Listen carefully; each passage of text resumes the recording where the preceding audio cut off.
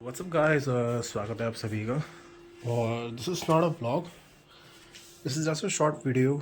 Short नहीं, मतलब पता नहीं कितने मिनट की बनेगी, but it is just a small advice for the every man. Womens की बात थोड़ी सी करूँगा, ज़्यादा नहीं, वो कभी किसी नेक्स्ट वीडियो में। बट अभी टॉपिक चलेगा मेंस के बारे में, specially for the teenagers who are like who want to be in a relationship, who want to be like, यार कि नॉट, मैं उन लोगों की बात नहीं कर रहा who are using these words बंदा एंड बंदी and all. You not enough mature to be in the relationship, first thing. Second thing could be like you are enough mature that you know the meaning of what is the relationship, how it works, how to treat a woman. Fourth thing, that what is your responsibility towards those things which will be going to come in a relationship. तो ये तीन चार चीज़ें होती। मेरा बहुत मन था, देखो एक बड़ा भाई होने के नाते, मैं जो आज के मेंस हैं, जो टीनेजर्स हैं, मतलब टीनेजर्स अभी बच्चे हैं, आगे जाके वही मेंस बनेंगे, लेकिन एक बहुत बड़ा फ़र्क होता है। मैं भी जब स्कूल में था ना, तो रिलेशनशिप्स एंड ऑल ये सब बहुत देखा है, लेकिन एक छोटी सी बाउंड्री होती है, आपको एग्जैक्ट में पता कब लगता है that what is the actual meaning of the relation, what is the actual meaning of the thing, that if any woman is coming to your life, what are your responsibility, your accountability towards that. तो एक चीज़ के बारे में बात करूँगा, और एक चीज़ आपको और भी बताऊँगा। रिलेशनशिप में आने के बाद एक मेन की डिग्निटी क्या हो जाती है।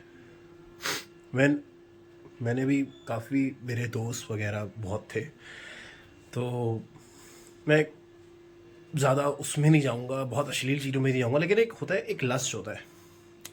तो वो लस्ट की मात्रा धीरे धीरे धीरे धीरे बढ़ जाती है, और वो तब भी बढ़ती है जब आप, मान लो आप एक ग्रुप में बैठे हो, ठीक है, for example you are in the group of like 4 people, and 3 of your friends having a girlfriend or having a woman in their life. I'm not using the word, मैं कभी अपनी लाइफ में girlfriend को use ही नहीं करता, I always use my women और something.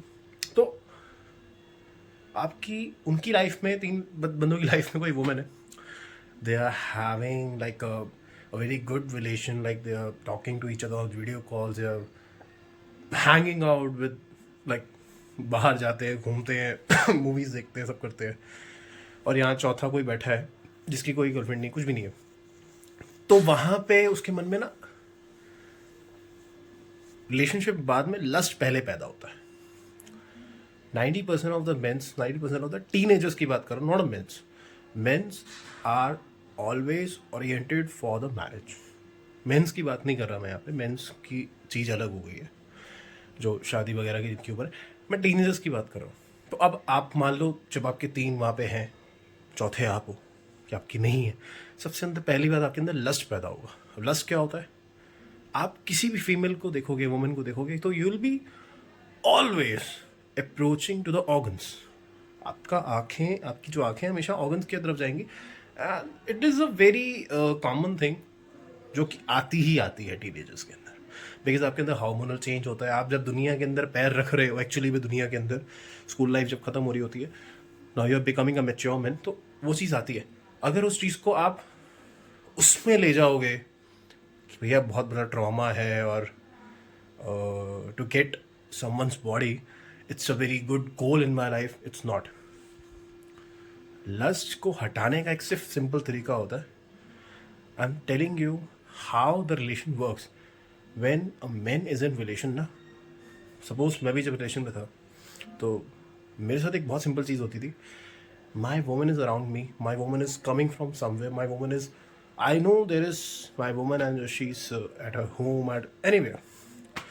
अगर मेरे आसपास से कोई वुमेन, कोई गर्ल, कोई बहन मेरी जा भी रही है ना, मेरे को बिल्कुल फ़र्क नहीं पड़ता था वट शी इज़ वेयरिंग, मेरा क्रेडिंग पढ़, what ever she is wearing, how she is looking, how her figure.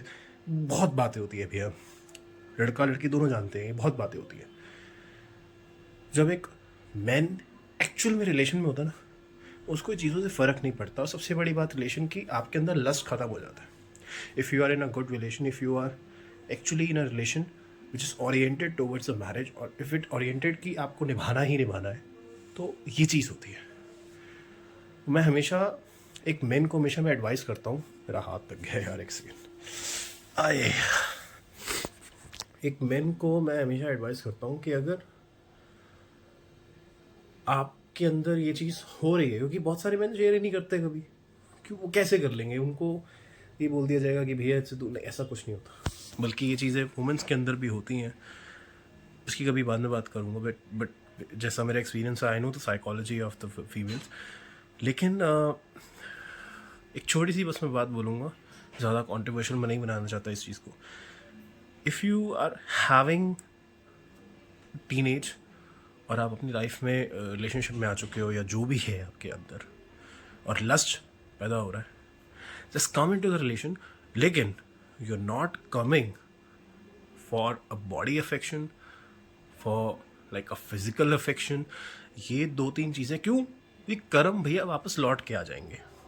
आप कभी समझो, यूज़ करना वुमेन और मेन दोनों के अंदर होता है। कभी वुमेन किसी को यूज़ कर जाती है, कभी मेन किसी को यूज़ कर जाता है।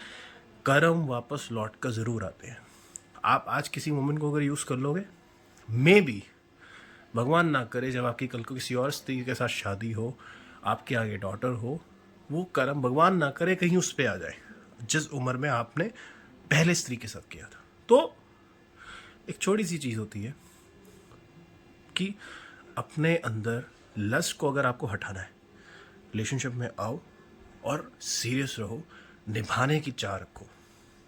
निभाना सबसे ज़्यादा मुश्किल है, दूर होना सबसे ज़्यादा आसान है।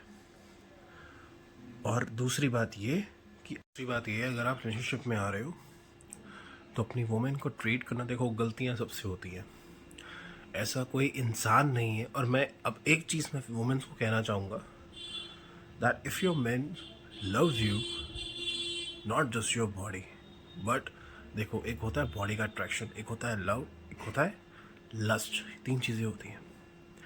इफ़ अ मैन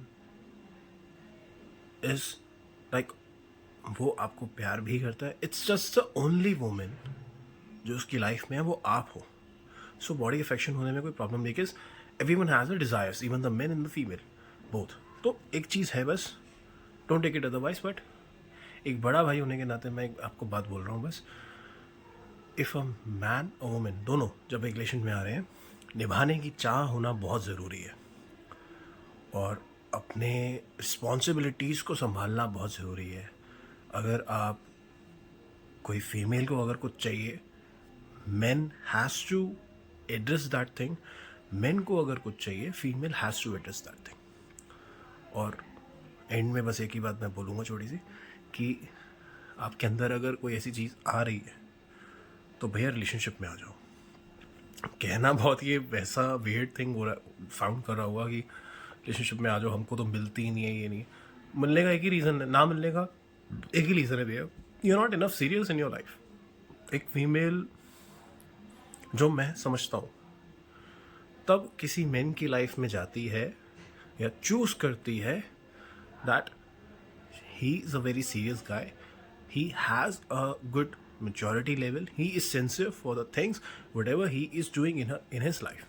enjoy करना, ड्रिंक करना, अल्कोहलिक होना, ये सब बात की बातें, कि वो उसका साथ दे सकता है, कोई दुख की घड़ी आए तो उसके साथ खड़ा हो सकता है।